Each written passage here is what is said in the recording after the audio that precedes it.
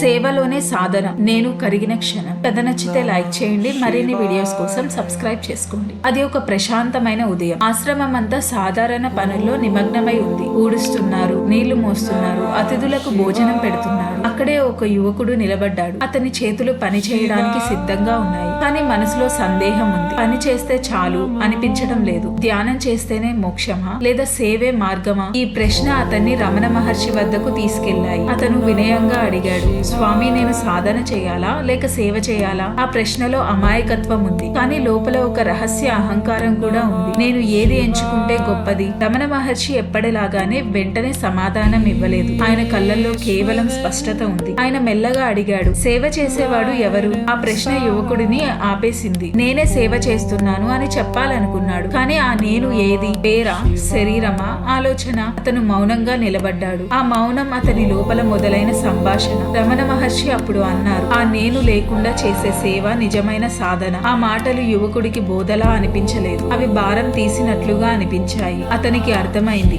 సాధన అంటే పనిని వదలడం కాదు, సేవ అంటే అహంకారాన్ని పోషించడం కాదు. రెండిటి మధ్య తేడా నేనున్నానా లేదా అన్నదే. ఆ రోజు నుంచి ఆ యువకుడు పెద్ద మార్పులు చేయలేదు, కానీ ఇప్పుడు అతను చెప్పుకోలేదు, నేను సేవ చేస్తున్నాను అని. పని జరుగుతోంది, కానీ చేసేవాడు కనిపించడం లేదు. ఇతరులకు భోజనం పెట్టేటప్పుడు తానే తృప్తి చెందాడు. ధ్యానం కోసం ప్రత్యేక సమయం అవసరం లేదు, ఎందుకంటే ప్రతి పని ఒక ఆసనం అయ్యింది, ప్రతి క్షణం ఒక సాధన అయ్యింది. అతను శాంతిని వెతకడం మానేశాడు, అందుకే శాంతి అతన్ని వెతికింది. సేవ నేను చేస్తున్నాను అంటే అది బంధనం అవుతుంది. చేసే సేవలో నేను లేను అనుకుంటే విముక్తి అవుతుంది. విముక్తి చేసే పనిలో నువ్వు కరిగినప్పుడు అదే సాధన అవుతుంది.